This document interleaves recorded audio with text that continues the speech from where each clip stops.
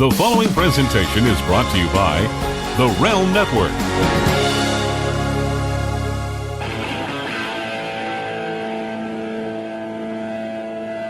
Hello, everybody, and welcome to another great... I don't know if this is going to be a swerve or a shoot to thrill. It doesn't matter. I tape the shows in advance, so I can't say it's going to be the wrong one. What I'm going to tell you is it's going to be a great show. It's going to be a great show for a couple of reasons. I have a guest that I consider a friend that I haven't spoken to in quite a while. To be honest with you, I didn't know if I was going to be able to track him down. I had an old email address, and then I'm like, I got to track down my old buddy. I got to see what he thinks about the wrestling product in 2015 because he likes to stay a little bit under. This is one of those guys that was a pro, went to work, did his job, did a phenomenal job, but did an unbelievable job of kind of staying out of the radar, staying out of Hudson. Well, Bertie, I was going to take a back seat perfectly. Every chance I get. As a matter of fact, Scott, with every podcast, what I do, my last question of every podcast is, no matter who my guest is, the guest and myself agree that Disco Inferno, in fact, killed WCW. I can all agree on that. And as much as I love Glenn as a person, I think that character was the kiss of death.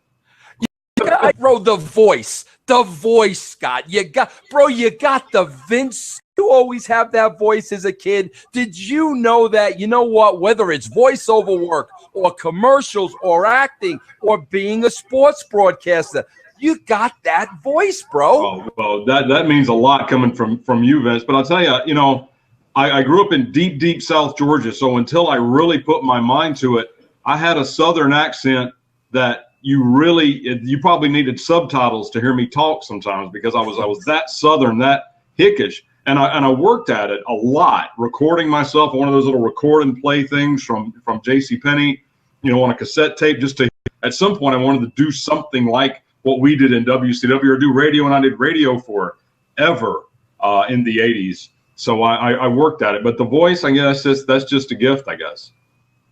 South, going to high school. What ambitions before you got into this ridiculous and crazy wrestling business? Oh, you're going to talk about federal criminal justice. No, I'm afraid to talk about that. But like anybody else, I wanted to be a pro football player. I was a big guy in high school. I was like 280, and working out and benching a lot, and that's what I wanted to be. And then I realized that on my best day, I couldn't make the practice squad of a World Football League team, so that went away. And my father was a state trooper, a Georgia State patrolman, the stereotypical gut hanging over, and you want to heat that guy. That was my dad, and I sort of gravitated toward that end of things. But I knew that academically, I had a little bit more going on than it took to do. No offense to the great folks at the state patrol, but so I went to college and stumbled into this, but in my head, I knew that I always wanted to do radio, and I did. And anybody that's been in the line of work that we've been in, and the people that we know have been in, that unless you're at the top of radio, you can't make it. You can't survive. You've got to do it just for fun. And I did it just for fun and realized that there's no future here. Georgia, even calling high school and college football and basketball and baseball, which I did, there's no future there. So I'll buckle down and go to college. So I gravitated toward the criminal justice field because of my father, and kept casting and sports in my hip pocket as something to do to keep me happy. So now, originally, Scott, when you graduate from college, you originally go right into the law enforcement field? Sure. A parole officer. State Board of Pardons and Paroles for the state of Georgia in my hometown, and folks that are released from a prison sentence that are released back into the community, I supervised them to make sure they were working and not using drugs and paying back their victims and all of that. And that was quite rewarding. We were tasked with protecting the community and reintegrating offenders into society And when they failed, it felt like I had failed somehow. But when they made it, I would get letters. Hey, thank you. I don't know if I'd have made it without you. And that was a great reward. Yeah, Scott, that's interesting, bro. I had no idea about you. That's why I love doing these shows so many years after. It gives me the opportunity to sit down and learn about you. Was there ever any situations, though, Scott, where like you were in harm's way or a dangerous situation or were threatened? Can you give me a couple of those? It was a different time. Obviously, there were. The folks that I supervised had been to prison. These weren't people, in a bar fight or DUI or anything like that. These were, for the most part, hardened criminals, and 90-something% were terrific. weren't marginal. They were in my face, yelling, and at that point, I'm still a big guy. Could throw around a lot of weight, and I could take care of myself. And I guess the only time it ever really came up is I'm in, of course, a mobile home park where some of the guys lived, or one of the guys lived, and a lot of bad folks lived. And as I'm arguing with this guy about why he hasn't reported to me or some other what we refer to as a technical violation of supervision, I hear a gunshot behind me, and I don't know if it was aimed at me or if it was aimed at a squirrel or a jealous husband or what it was. But, I immediately, with my training, I hit the deck and I draw my weapon, and it wasn't at me, but that one kind of woke me up. And then I realized that this isn't one of those automatic, just do a good job and help people and go home at night, that there's some real danger. Believe I'm bringing this up with you. And Scott, listen, let me though set the stage and explain to you, like I've been compared to, or I've been called like the Oprah of podcasts. Girls actually cry on the show. So I've broken down people. I just got to give you a warning ahead of time. And the reason why I'm telling you this, Scott, is because I'm going to go down this whole road here that I don't even know why I'm going down it, but I feel like I have to share this with you. Because I got to tell you something, Scott. You know me. I was born and raised Long Island, New York, Scott. Right. Yeah. I'm Connecticut for the WWE. Connecticut's no different than Long Island. There's a little bit more money there. That's about it. Scott, I got to tell you something. I moved to Marietta, Georgia for 7 years. Okay? And the reason why I bring this up is because you as a parole officer, I don't think people really understand. And Scott, I'm gonna tell you this, bro, because it's the God honest truth. After WCW went out of business, Scott, I opened up a CD warehouse. What wind that Vince Russo opened up a CD warehouse? So he was telling everybody that I was in a warehouse storing CDs. That's a little side story. But Scott, I got to tell you something, bro. When I had my store in Marietta, Scott, half of the clientele was white and half of the clientele was black. I mean, like it was almost right down the middle. Scott, I swear to you, call me naive, call me stupid. I had no idea in the year 2000 that racism at that level still existed. It wasn't that way in New York. I mean, it just wasn't. It really was more of a melting pot, and it didn't matter. I got to tell you, bro, when I was in the South and I was in Atlanta, they let you know who they liked and who they didn't like. And, bro, it got uneasy for me at times. Mm-hmm. I can only imagine that must still come to play a lot. So much. But it does play out in living, and I still live in Vinings, just that far outside the perimeter in Cobb County. And in the job, we have to be, and we are impartial, independent, completely we have to be. That's our, if we don't have our integrity, we have nothing. And I just instill that in my staff and our new hires. We just hired some new folks who are experienced and educated, and I tell them, as good as you are and you are the best there is, your integrity and your honesty and your independence has to be impeccable. And so in the job, not so much, but in walking around, in hanging out in Smyrna, in Marietta, in Atlanta, in Buckhead, in Midtown, it's frightening sometimes how the most educated among us can act so uneducated about anything, not just about the racial component, but about anything, about gender issues, about ethnicity, about religious beliefs. And it's disheartening to a degree, because I love my home state. I was born in Georgia. I've never lived outside of Georgia. I don't intend to. And I want my state to be seen as more than that. But then what you're saying isn't new, that my entire life. And I hope by staying here and by having my wonderful wife who, and our friends who are cut from the same cloth, that we're like, we have to be that way. This isn't the Jim Crow era. This isn't 1955 all over again. We're long past the Civil Rights Movement. We're long past the Voting Rights Act, and the Great Society. We can do better. And it's a long, hard slog. If you remember, when President Johnson signed the Voting Rights Act into law in 1964, his comment was, "Well, that's it. I've lost the South for a generation." And he was wrong. He'd lost it for several generations, and he's still really, and his party still hasn't gotten back. All honesty, it was really eye-opening to me. I didn't think it still existed at that level, and it was eye-opening to me.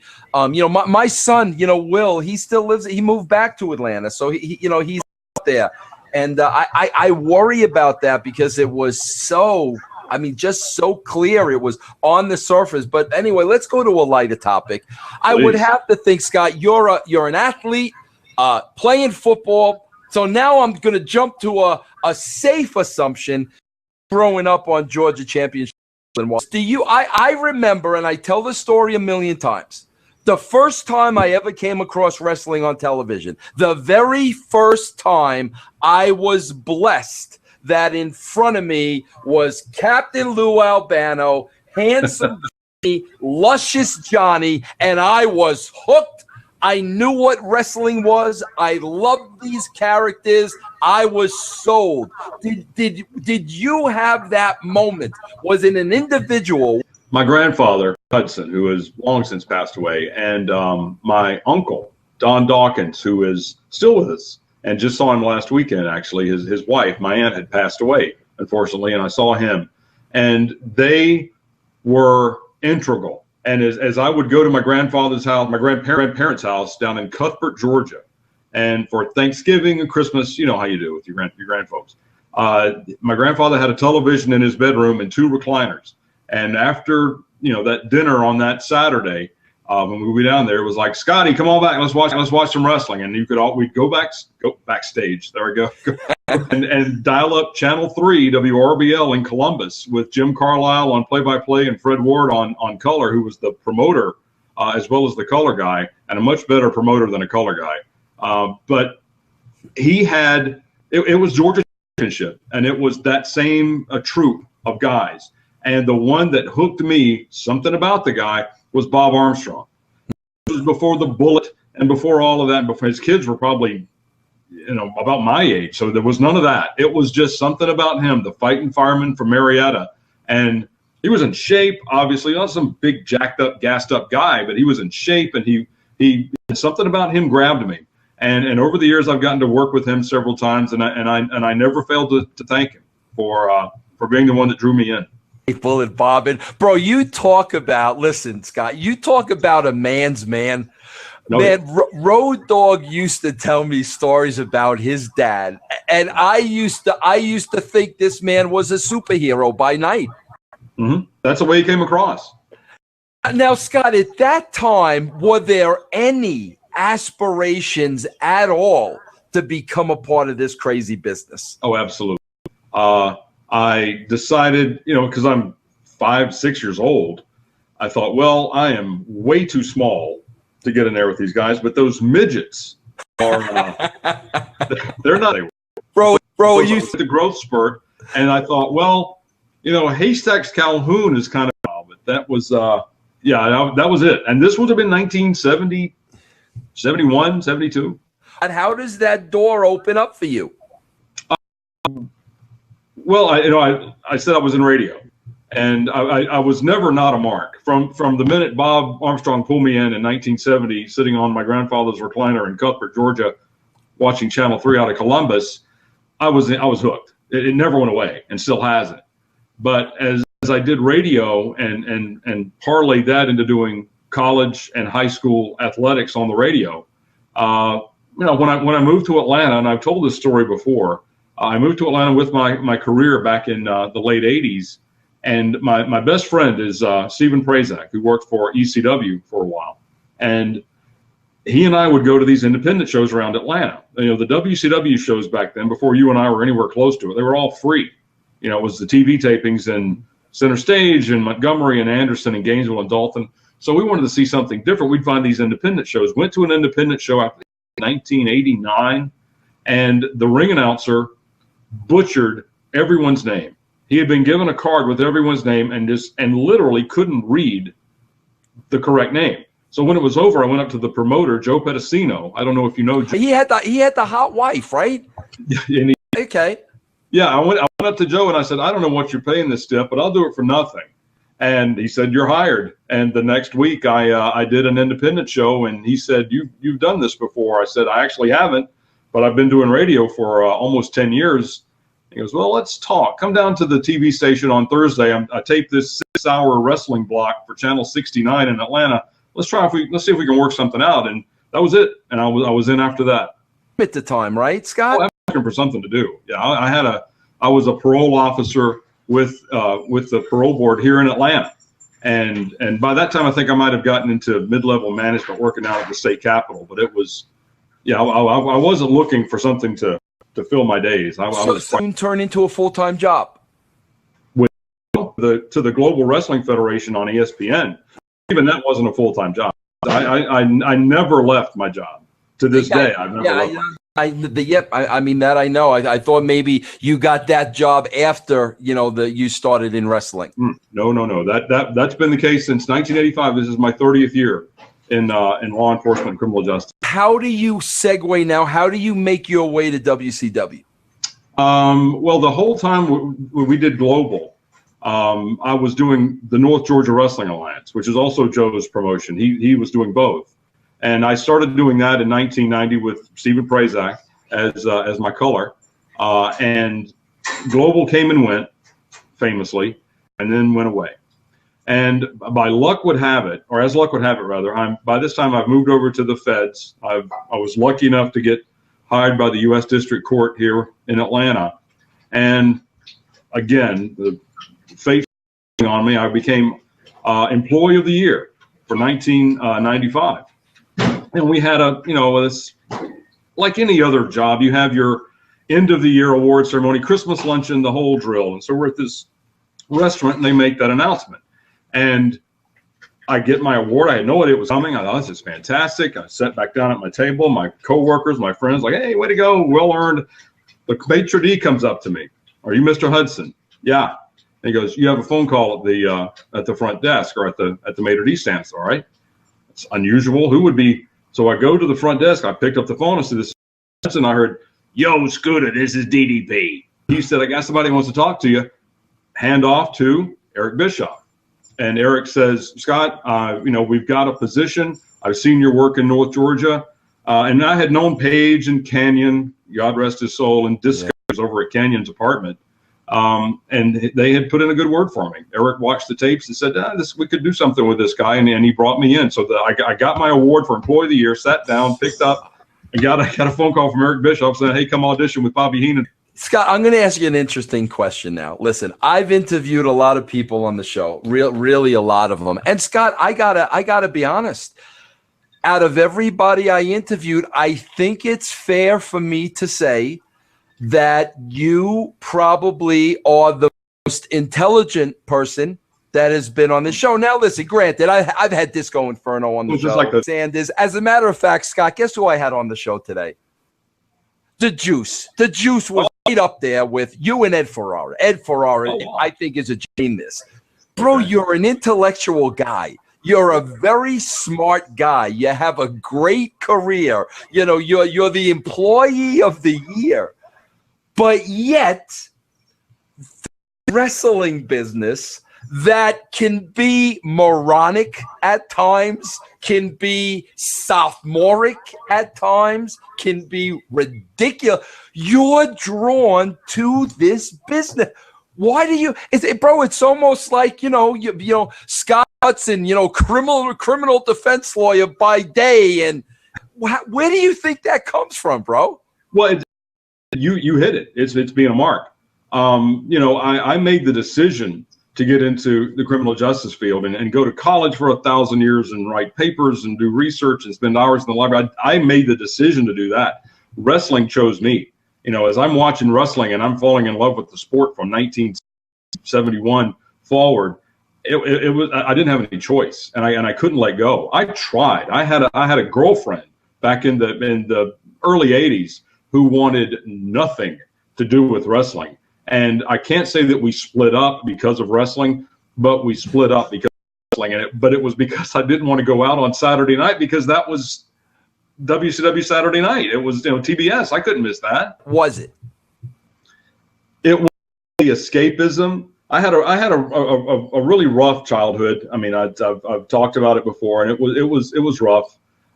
So I needed something to escape, and there was a million ways to escape. You could do music, you could do movies, and I did all of that. But wrestling was a way that I could, turn off the reality that I was having to face every day, and I could, instead of thinking, oh, that's a really cool chord progression in that song, or that was a really nuanced acting performance in that movie, I could get completely immersed in wrestling and buy into the characters and love the good guys and the bad guys.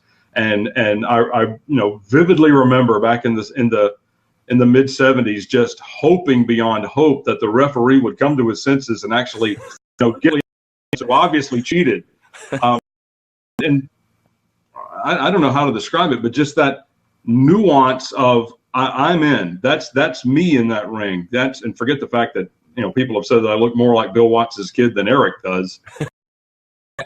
that he was fighting my battle, and you can't get that. As much as I love music and still do in movies and whatever, but you can't get that. And it was almost cathartic in a way.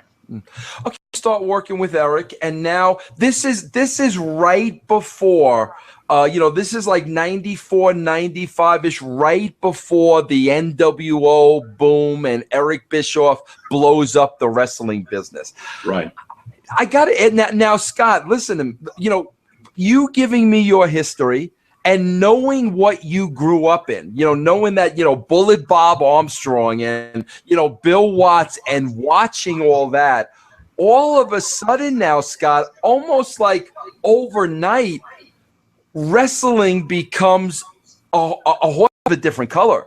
Now it's something completely different. Now it's on prime time. Now Eric's onto this hot angle that is growing like wildfire.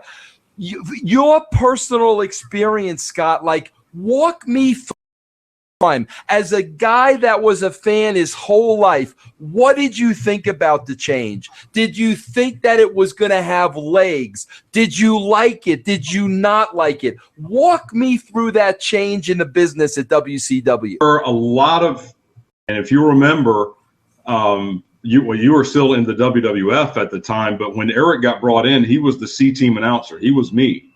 He was the one that they gave the international syndication stuff to, and the local voiceovers for Shreveport and Sheboygan.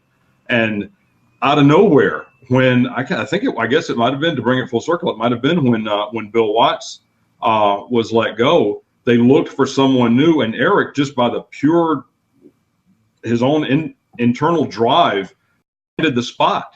And so there were a lot of folks that were just waiting for Eric to fail.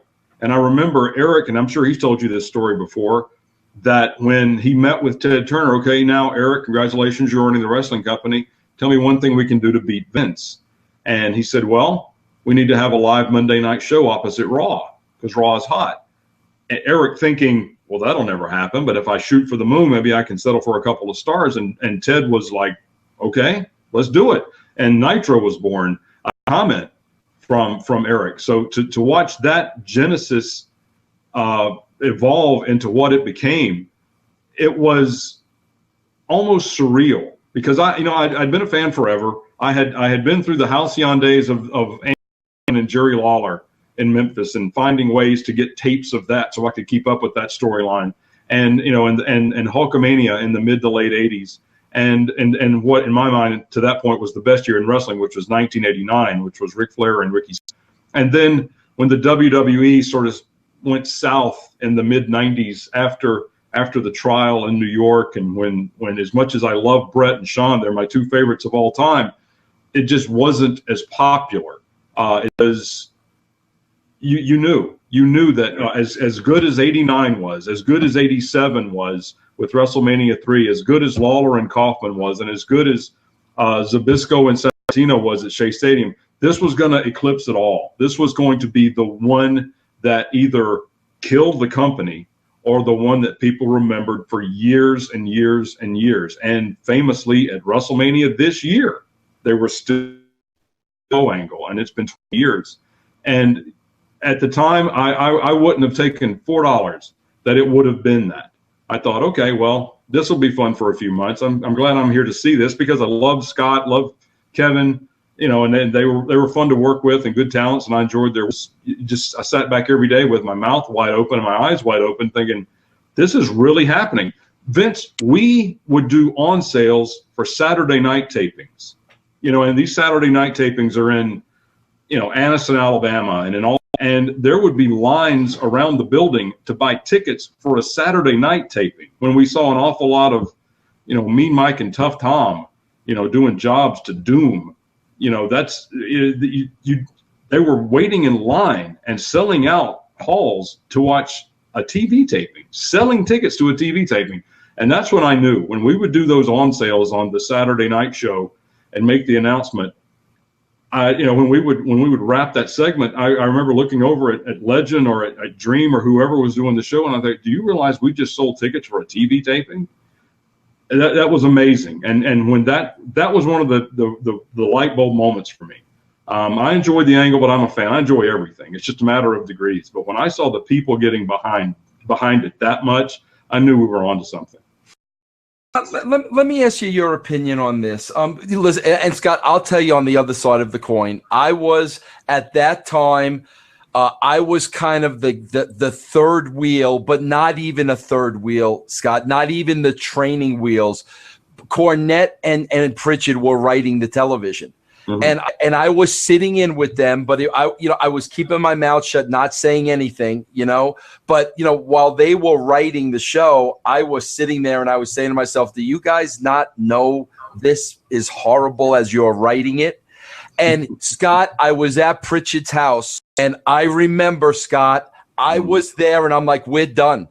We are done. We're finished. This is I knew, like you knew it." I knew it. We were done. Scott, I got to ask you this now. So now, bro, you guys are riding this tremendous wave. I mean, and that doesn't even categorize it right. I don't even know how to describe it. The heights like the wrestling business never saw before. I'm curious, Scott, and I always love talking to people like on the other side because I like to, kind of get hand accounts and opinions of what happened. As now, my God, the unthinkable of crushing Vince McMahon and unthinkable. There's no way that thought was in Eric Bischoff's mind. No way. Scott, do you start seeing a change, or are people starting to get a little change? Is there starting to get a little cockiness, maybe throwing a little bit more money around? Like, what's the feeling while that's happening? Was that you nailed it? That's exactly right. Nothing succeeds like success.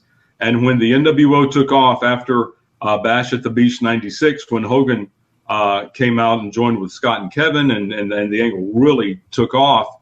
Obviously not that night, we didn't know, but we could see. Then we started seeing the hangers-on coming on, and money started being thrown around, and contract renewals started coming around where we would hear through the grapevine. We weren't involved in that process. That, as you know, there were date limits and creative control of their storyline, of their character.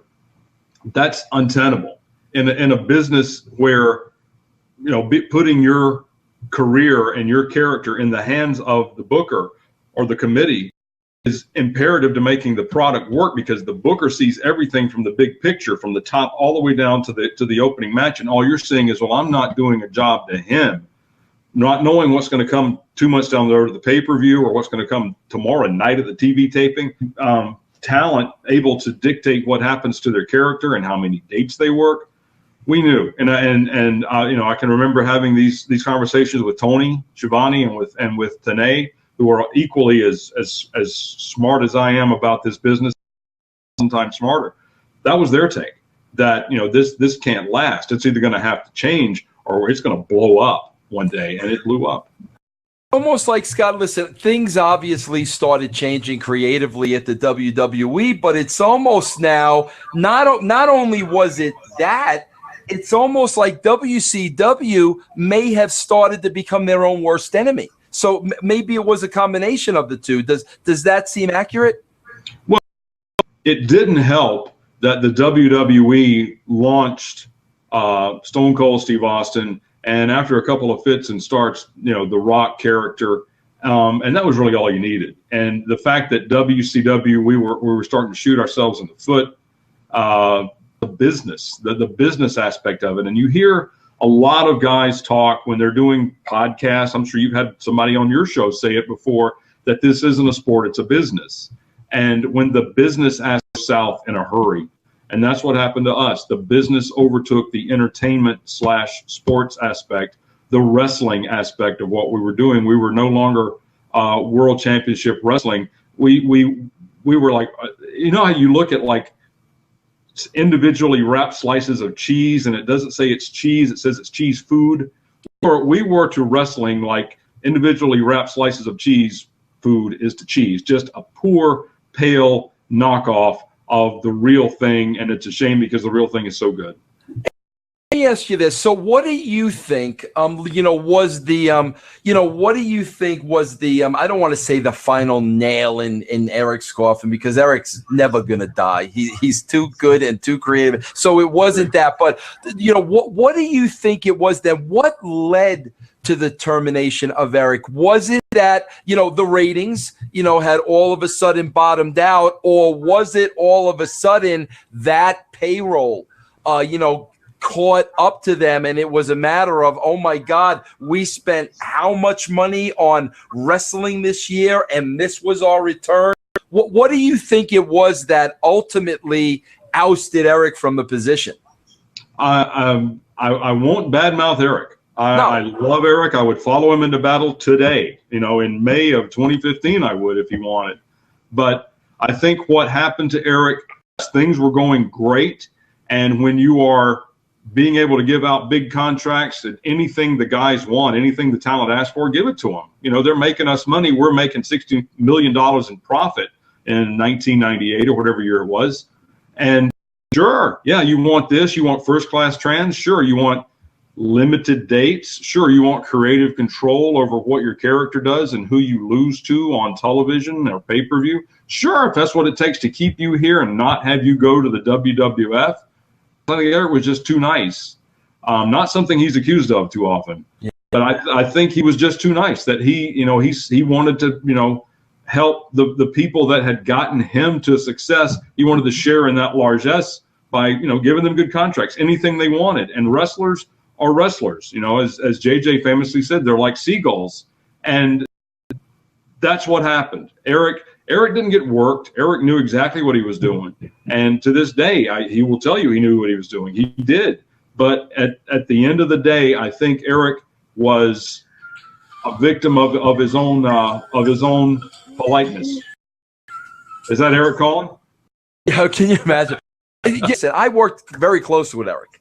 Yeah. And listen, Eric and I don't want to say we were like oil and water, but we were two very different people, Scott. I mean, we just were. But I would see that side, surprised by that. I saw that side of Eric, so I can understand it. But Scott, let me ask you a question now. So now Eric's out, like Russo Ferrara come in. But, bro, listen, I have no idea what we're walking into. All I care about is I want to try to help this company turn the ratings back around. It was a challenge to me, bro. It wasn't a money thing. It was nothing. As a writer, okay, Right. we did this at the WWE. Can we do this here? But now, Scott, somebody being in your spot and knowing, what foundation has been laid and what I'm walking into, like, honestly, bro, do you think that these two poor slobs have a chance? Like, what are you thinking at that time? That we probably could have stood some, to coin a phrase, no pun intended, some new blood in the creative aspect of things. But I knew that at that point, the contract situation, it wasn't completely the inmates running the asylum, but it was headed down that path. And that you or Ed or Bill Banks or anybody else that came in any type of creative position, Kevin Sullivan, Terry Taylor, any of those people, that it was going to be tough because they weren't talented, not because they weren't creative, not because they weren't geniuses at creating episodic television. But when you've got a wrestler that can say, I'm not doing that, what do you do? I mean, you're sunk. I'm not going to work that pay-per-view. I've only got one month, and you've already got me booked on Nitro. You know what you haven't hit upon yet either that I think is the worst, bro? What I think the worst thing is, Scott, is when they won't work house shows. Oh, yeah. People want to pay to see, and now they go and buy a ticket, and none of the top stars are there. I think that was a major demise in wrestling, bro. It's symptomatic of a larger problem, and that is the talent sometimes just couldn't get a grasp on the revenue streams between stuff as mundane as the 900 number back in the day, or the magazine sales, or internet stuff when ads, back in the early days, the infancy of the internet, and house shows the same way, T-shirt sales, gimmick sales, all of that stuff led to fed into the stream. And if you think about it like the Chattahoochee River right outside my door, that the Chattahoochee River doesn't exist if there aren't all these little tributaries that contribute to it and make it this thundering, roaring river that comes through Atlanta, that if you start cutting those off, that eventually the river's going to dry up. And I'm not going to work a house show. Okay, well, then I'm not going to approve that T-shirt. I'm not going to sign to let you make T-shirts with my name on it unless I get X%. Well, then we won't put your name on a T-shirt. Those revenue streams contribute to the bottom line, and I don't think the talent got that because we were in that transition where we had an awful lot of guys who were still paid by what was, you're third from the top, therefore you get 15% of the gate, and you get whatever gimmick sales your wife can muster up at the table beside the front door. And there were enough guys that came from that mindset, even if they had never worked that way, but had heard that from their trainers, that they didn't get it. They thought, I've got a contract for $800, and I somehow have been allowed to only work 60 dates a year, and I can say who I'm going to do the job for. It's not. Well, Scott, that's where this comes into play, and I talk about this all the time, Scott. You're a historian. When the business is set up that these are independent contractors, they're all in business for themselves. Absolutely. Right off the bat, Scott, here we are in 2015. It's still set up the same way. There will never be a team family environment in professional wrestling. It's always me, myself, and I, and that has had a lot to do with the situation we're in now.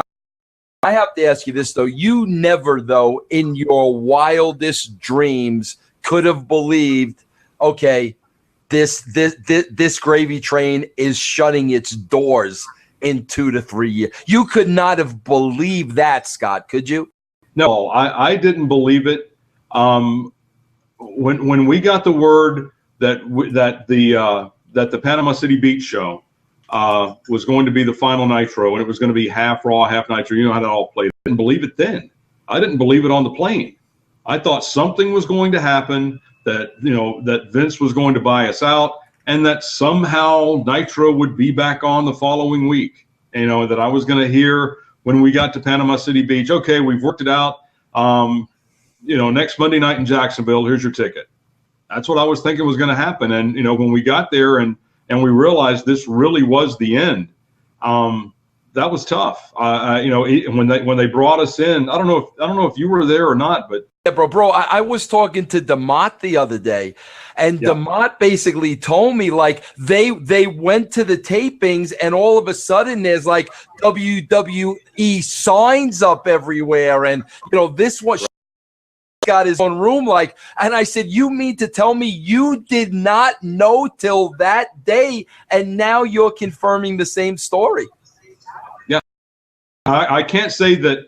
Well, I'm sure some of the powers that be, to coin a phrase, knew, but I didn't know, and I was hoping beyond hope that something would happen and we'd be back Monday night. That there would be another Nitro. We even versions of Worldwide. Mike Tenay and I, when we did Worldwide in the TBS studios there on Techwood in Midtown, we recorded one where it was just another Worldwide and we'll see you next week. And then we recorded one where we ended the company because we didn't know. That would have been the Wednesday before the Monday that we did Nitro in Panama City Beach. When they brought us, when we got back, when the show was over in Panama City Beach, we had tickets to fly back to Atlanta Tuesday morning. Tony Schiavone grabbed me and goes, well, when's your flight? I said, I'm probably on the same one you're on. And he said, screw that. Let's go. So we grabbed our bags and we threw in his rental car and drove back to Atlanta that night, leaving at like midnight. And that was an amazing. What happened with me was, listen, I was suffering through, I had the concussions. I was suffering with depression.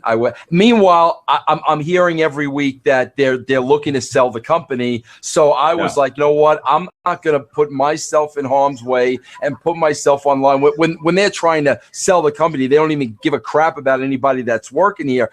But my God, Scott, that sounds like such a sad story, the way you tell it, because you didn't even get to say your goodbyes or to have a party, and there's this shock, like, is this really bro, that's sad, man.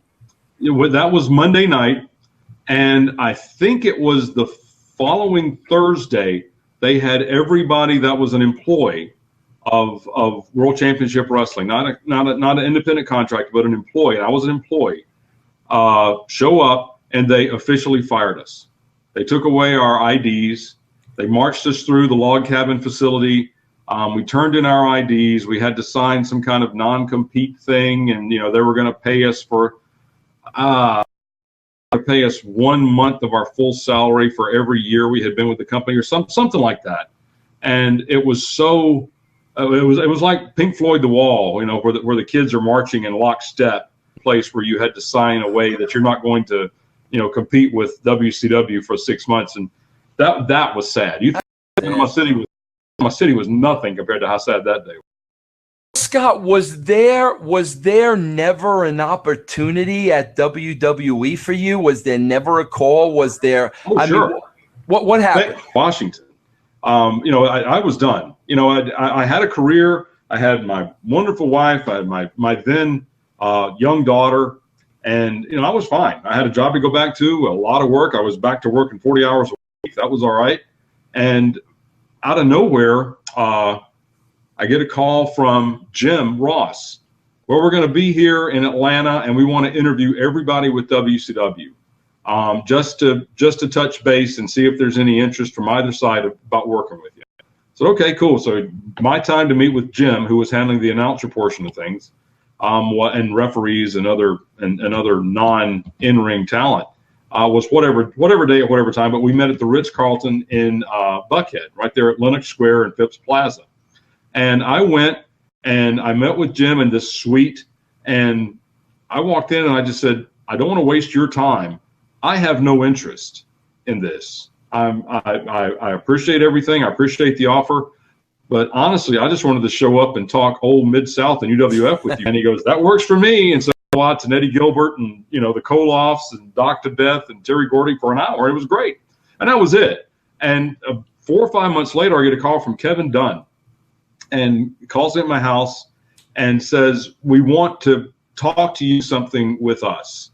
I said, he goes, no, I know you're not interested, but let me just hear us out. We'll fly you up. We'll audition you. We'll see what's going on, and then we'll talk. Terrific. So I fly up there. They meet me with a limo at LaGuardia and run me back to Stanford. And I go into the production facility that I'm sure you've been in 1,000 times. And I call somewhere up in the catacombs. There is a 1-hour syndicated WWE, WWF then television program where I do play-by-play and Michael Hayes does color for the full hour. It's me doing localized spot promos for every city in the world. And they would give me 3 matches, a date, a city, and a building, and tell me to go. You know how those are. 15, 20 of those. And then I interviewed Coachman, Jonathan Coachman, who was doing The Rock. So I did like local market specs interviewing The Rock for a couple hours. They put me through my ringer for 4 or 5 hours. And Kevin came back and said, well, you did it. You handled everything great. Let's go talk to Vince. And without going into the explicit details, suffice to say, they didn't change my mind. And I said, I appreciate the offer. Good luck. I wish you well in your future endeavors. I'll go for Atlanta. You never looked back, Scott, huh? No, I can't say that. 2 weeks later, he called and said, we don't want you full-time. We just want to do a thing with you for 2 weeks. 1 week in Tacoma. The next week is in Atlanta. Will you do that? I said, that I can do. And so they flew me out to Tacoma, and Arn Anderson and I, led to the ring by Stacy Keibler, so we would get heat. We were the heels. Walked to the ring, got an intro on Raw. I think they played the Nitro theme even, and we called Booker T and Buff Bagwell as the main event on Raw from Tacoma. And Arn, did great. I think it seemed like we did. Watching it now, we seemed to do fine. But the match was a WCW match. They come out with all this heat, just monster heat for Buff and Booker, and Arn and I trying to call the match. And it's like the bell rings and they go to a headlock for like 90 seconds. Like that's not what they're used to. And people just crapped all over the match. And yeah, it's funny. It's funny, Scott. I just went over to England and I was on. I did this talk show over there called Wrestle Talk in England. Mm-hmm. And as I was waiting, they had Buff there a couple of weeks before, and he was on the monitors. He was just telling that same exact story, just like you told it, bro, verbatim, word for word. Well, there's not many ways to discuss that one. I tried every time I do a podcast, and I've done several. It's like, okay, let's talk about Tacoma. I said, can we talk about anything else? Is there anything in TNA? Talk about Tacoma? Hey, Scott, I want to ask you this now, because obviously your take on this is very, very carries a lot of weight. For 15, 16 years that Vince Russo, who actually wrote for WCW for 9 months, that's how long I wrote, killed WCW. Books have been, bro, to this day, when I went on that same Wrestle Talk, bro, the guy accused me of WCW losing $62 million. I said, bro, I was the writer. I don't even know. That's not what I want, Scott. What I want to hear from you is like, what do you think it was? Because, Scott, at the end of the day, what I think was all the history you went through with Eric and the money spent and the contracts and the this and the that. Scott, my take is I don't even think it was that. My opinion is when the merger was made with AOL, I just don't think they wanted to be in the wrestling business. I mean, that's my opinion on it. What's your professional opinion? I would say, first off, I can state unequivocally, I'll look right in the camera, it wasn't Vince Russo. It wasn't Eric Bischoff. It wasn't Terry Taylor. It wasn't Kevin Sullivan. It wasn't Ed Ferrara. It certainly wasn't me. It wasn't TNA. It might have been Gene. No, that aspect of Time Warner AOL. I don't even know if Turner even had a name in the title anymore. When they saw professional wrestling, they immediately saw the 1960s and 70s with mobile home crowds and toothless people in the front row and old women hitting fat bad guys with their purses. That's who they saw. They didn't want to hear from the truth and see that 4 years before, we had turned a $60-something million profit, and we could again. They just didn't like the idea of professional wrestling. Forget the business aspect of it. And that's who killed WCW, was Jamie Kellner and Brad Siegel. I'm not going to say they did it with any malicious intent. I don't think they walked in thinking they were going to kill the company. But I don't think they came in with any idea to save it from itself. It was already on a precipitous slope before they got there, and I'll give them that. But they did nothing to save it. And in fact, WCW was on a semi-greased slide heading down. Instead of throwing us a rope and pulling us back up, they just took a shovel and shoved us all the way down. And that's who did it. Not you, not Eric, not anybody else. It was those 6 months, a year later. They had done sufficient damage to where they were wished well in their future endeavors. And I don't know what they're doing now, but they're not doing anything. And I thought it was sad, Scott. I don't know how where you sit on this, but Scott, listen, I'm a Christian guy, and I fall every single day on my face, and I pick myself back up because I really do believe in it. This was me. Do you know? I'm sure you know this in Atlanta. Do you know? Siegel went on to start the Gospel Channel in Atlanta. Right. I actually went there, Scott, and I met with him. Because I was, you did my Ring of Glory thing, which I actually met with Siegel, can I do something with this Gospel Channel? Bro, he looked me in the eye and he said to me, he goes, you don't understand. I could care less about this Gospel Channel, Christianity, religion. I'm doing this for the money. And I was just like, oh my, I don't know if I was just being so naive, but the way he came across, I was like, bro, this is like sacred ground. How can you? But yeah, that's what Siegel. I don't know if he's still doing it, but that's what he went on to do.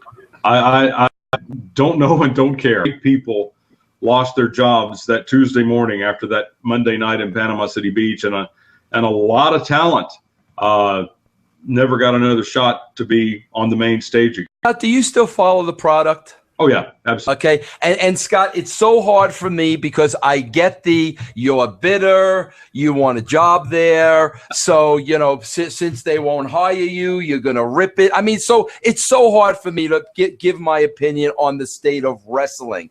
Scott, you've seen it all. You have, and today on the state of wrestling, what you think about it, what is happening, and where it's going. Wow, what the WWE is doing, and they're the 900-pound gorilla in the room in every discussion about professional wrestling, at least in this country. What they're doing now is sink or swim. There are booking decisions and angles that I think are just genius. I watched Raw last night from Monday, and the Rusev Lana Dolph Ziggler thing I thought was terrific. I read your column on Chair Shots today, and I agree with you. I think that Kevin Owens is a tremendous talent, and they on paper made him look like a monster with what he did to John Cena. But I don't think he's going to be anything. He doesn't look the part, and for better. And I hate that fact that you have to look the part. But that's what the business has evolved to. Maybe Kevin Owens will be the one to turn the tide back the other way if they bring Samoa Joe in. He's certainly not going to win any bodybuilding contest, but he's a hell of a talent. Maybe they're going back in that direction. I don't know, but I agree with your comments on what happened with Kevin Owens Monday night with John Cena. But there are other things they do that are just laughable. The stuff with Damian Sandow, who I think is a tremendous talent, is just wasting him, and they've been wasting him for years. The New Japan show is on DirecTV every Friday night. I watch it. Ring of Honor, same thing. I really enjoy the Bullet Club in New Japan and watching the Young Bucks. They are a tremendous team, and they have it. It's like what they used to say when you were in the WWF. It was, I don't know what it is, but Rocky Maivia has it, and that was proven to be true. The Young Bucks have it. I like what they're doing.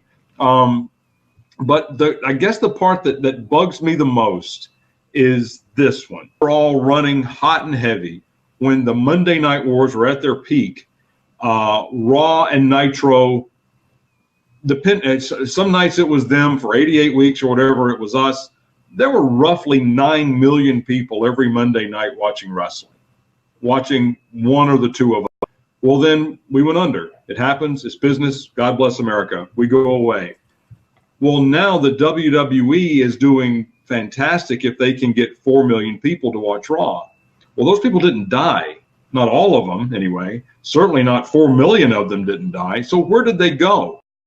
And they obviously have proven that they'll watch the professional wrestling, that sports entertainment product, but they're not watching Raw. And famously when TNA tried to go up against them on Monday night, they didn't flock to TNA either. They're just gone.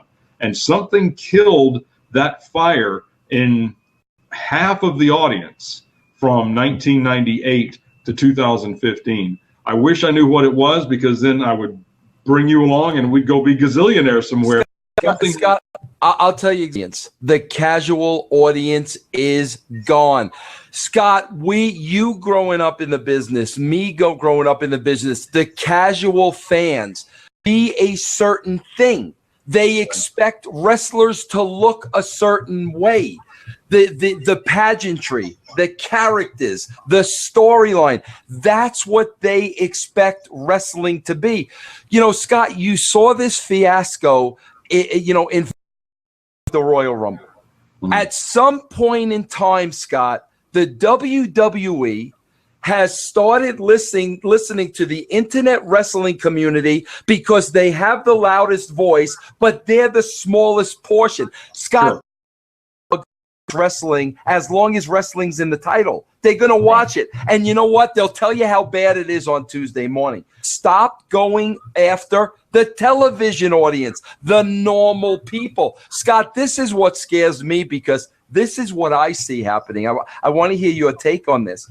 I feel that, they're going towards this small internet wrestling community. That's why we're bringing out guys like Sami Zayn and Owens and Adrian Neville. They look like wrestlers. There's no characters. There's no storylines. They're great wrestlers.